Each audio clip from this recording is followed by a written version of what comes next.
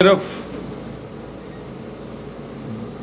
Foreigner जो एक fast food chain है उस पर होने वाले हालिया हमलों के बारे में होगी। और अब मेरी आपसे गुजारिश होगी कि मैं भी सिर्फ इसी टॉपिक तक महदूद रखने की अपने आप को कोशिश करूंगा और आप भी अगर बाद में सवालों जवाब करना चाहें तो सिर्फ इसी मुतल्लिक़ सवाल किए जाए।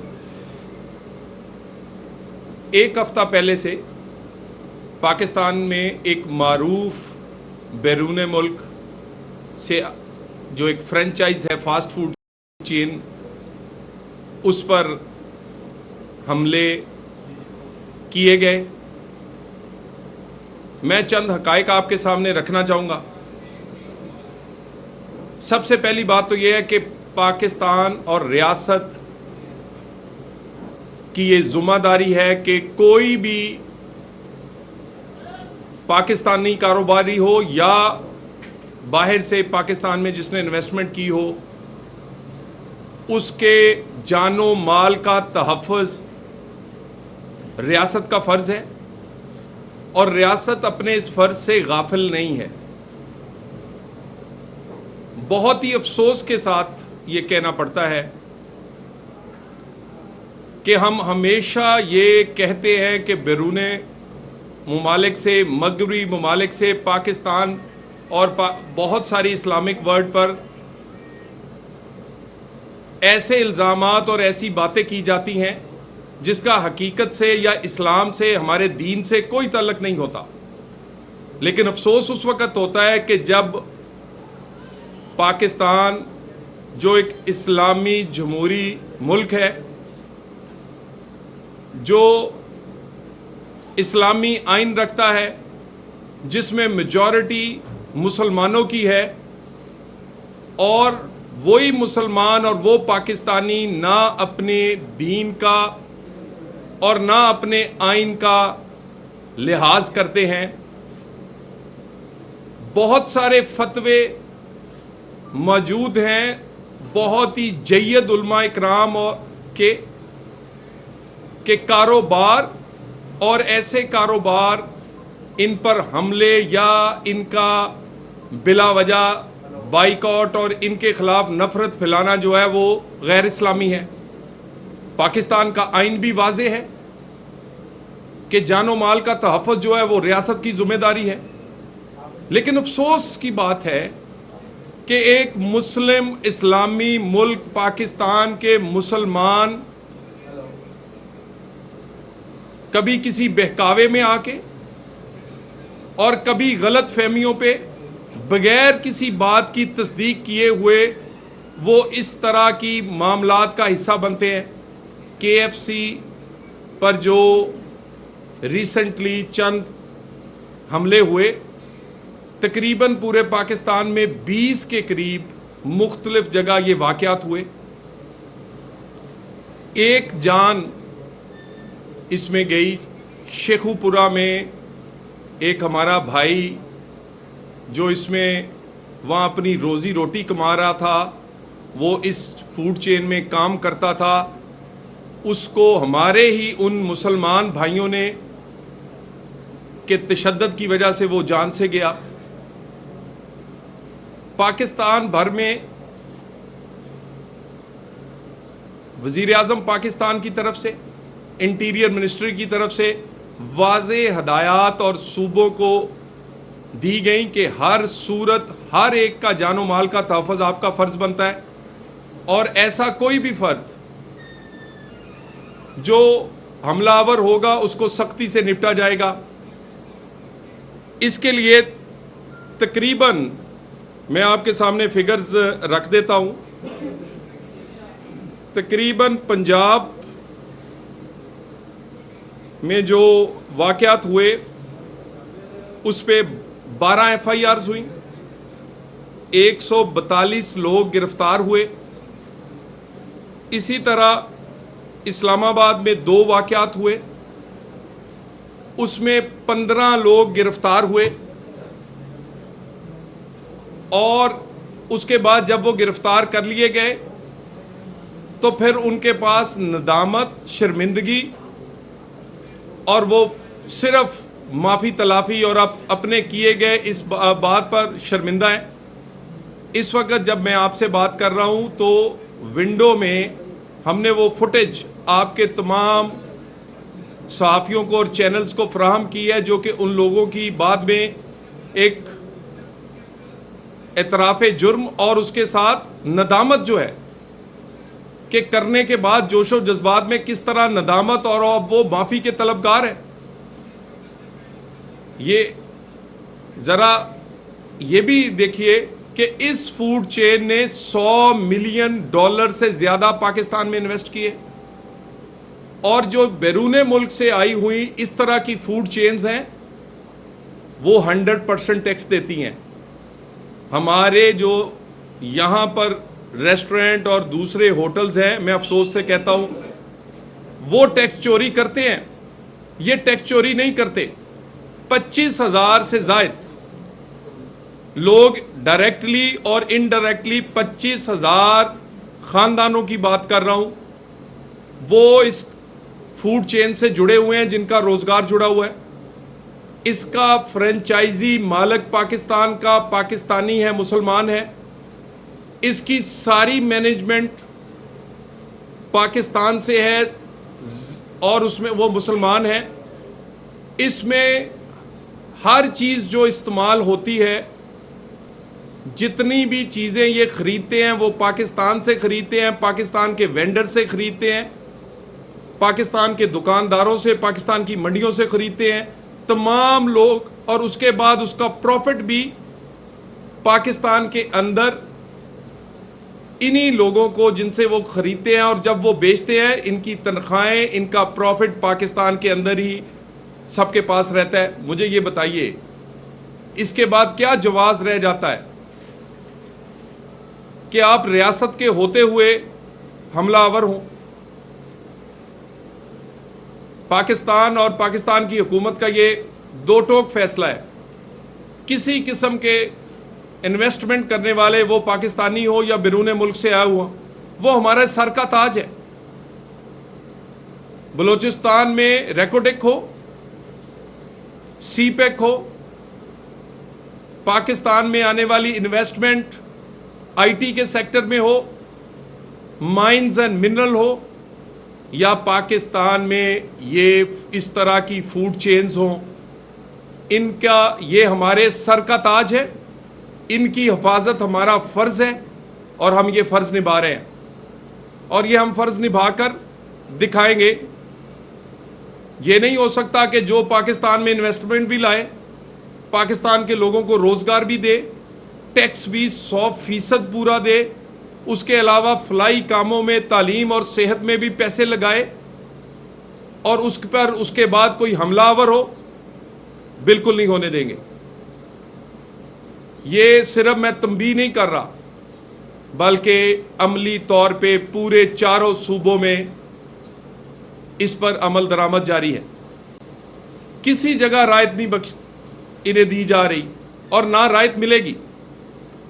वाक़यात 3-4 दिन में हुए, लेकिन खुशी की बात यह है कि ये फूड चेन अपना काम पूरे पाकिस्तान में कर रही है, खुली हुई है। लोग इनसे ख़रीदारी कर रहे हैं, आ रहे हैं, जा रहे हैं। जितने वाक़यात हुए वज़ीर आज़म के नोटिस के बाद, कल से कोई वाक़या पूरे पाकिस्तान में नहीं हुआ। और एक और अच्छी बात यह है, पाकिस्तान की तमाम सियासी जमातों ने और ख़ुसूसन मज़हबी जमातों ने अपने आप को अलहदा किया है इन सारे वाक़यात से।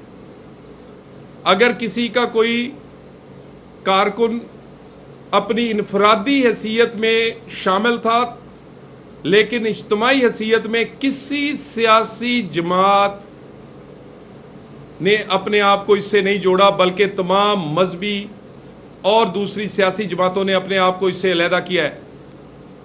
ये बालग नजरी है, ये इस्लाम और उसकी तालीमात का सही मज़हर है।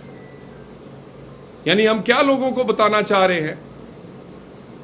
हम तो कहते हैं कि फ़लस्तीन में जुल्म हो रहा है, निहत्ते लोगों को मारा जा रहा है, और उसी वक्त अगर हमारे घर में आए हुए जो अपने पैसे भी लेकर आए हैं, यहाँ रोज़गार भी दे रहे हैं, यहाँ पर टैक्स भी दे रहे हैं, यहाँ पर वो कानून को एहतराम भी कर रहे हैं, यहाँ पर सेहत और तालीम में भी अपने मुनाफे से पैसा लगाते हैं, हम उन पर हमलावर हो जाए?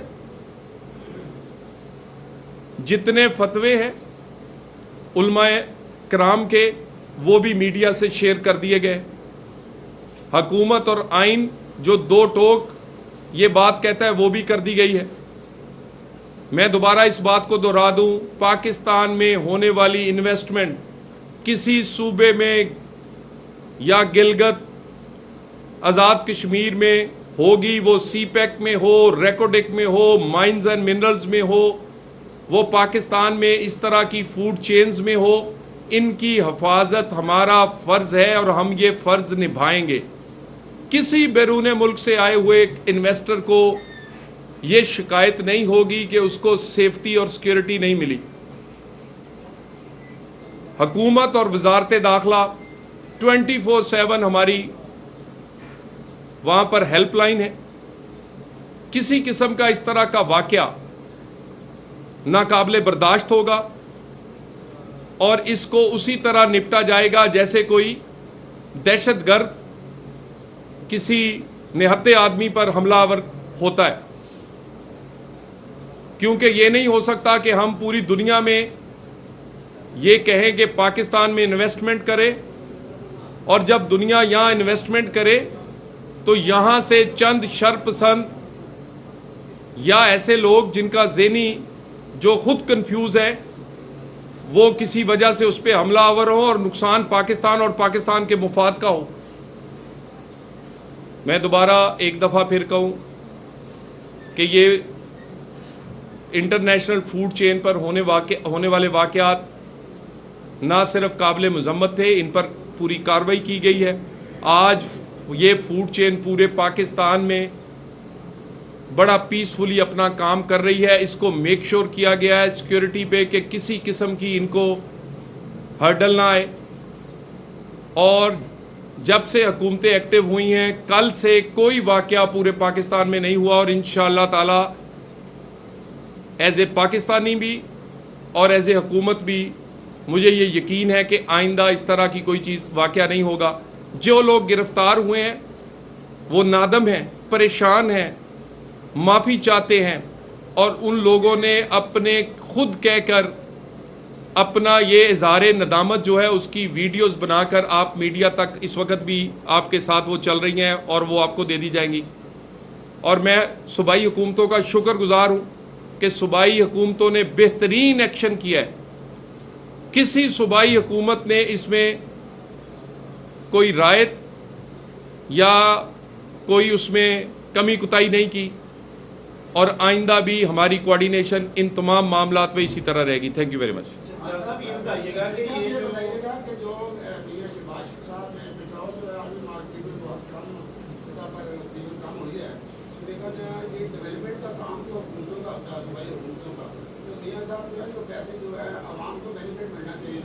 हाजी साहब मैंने गुजारिश की है कि ये प्रेस कॉन्फ्रेंस एक ही टॉपिक पे है, इसी पे सवाल दूंगा। डेफिनेटली इनके पीछे कोई ना कोई ओपिनियन लीडर होगा या कोई शर्पसंद लीडर होगा कि वो आपने मेन जो मुलजिम है उसके तक पहुंचने की कोशिश की है, जो इनको उकसा रहा था और यहाँ पर जो उन्होंने हमले किए। देखिए, इन लोगों को गिरफ़्तार होने के बाद इनकी इंटेरोगेशन हुई है, और मैं आपसे ये बिल्कुल ज़िम्मेदारी से कह रहा हूँ कि पाकिस्तान की कोई सियासी और मजहबी जमात जो है वो मुनज़्ज़म तरीके से इसके पीछे नहीं थी, और किसी मजहबी और सियासी जमात ने ये नहीं कहा और ना ही उनका ये ऐलान किया था कि इस तरह का कोई इवेंट होगा। और मैं ये शुक्रगुज़ार हूँ खुसूसन मजहबी जमातों का कि उन्होंने अपने आप को इससे अलहदा किया है। ये चंद इनफरादी हैसियत में लोगों ने यहाँ पर आपको पता है सोशल मीडिया पे इस तरह की वीडियोस और सोशल मीडिया पे इस तरह की बहुत सारी चीज़ें आ जाती हैं जो कि नफ़रत अंगेज़ होती हैं और फिर उसके बाद उस पर इसी तरह रिएक्शन आ जाता है। सोशल मीडिया पे भी NCCIA जो है हमारा अदारा है, नेशनल साइबर क्राइम एजेंसी जो है, वो इसकी इन्वेस्टिगेशन कर रही है। किसी किस्म की ऐसी वीडियो या उस वीडियो पे किसी किस्म का इस तरह की इस्तेआल अंगेज़ी, उस पर भी कार्रवाई की जा रही है। सो हम एक ज़िम्मेदार मुल्क है और ये नहीं हो सकता कि पाकिस्तानी तो उनका भी वो इन्वेस्टर हो, लेकिन अगर बैरून मुल्क से कोई मेहमान या कोई बाहर से आया हुआ इन्वेस्टर, उसके लिए तो खुसूसन बिल्कुल हर सूरत सेफ्टी एंड सिक्योरिटी को हम एश्योर कर रहे हैं।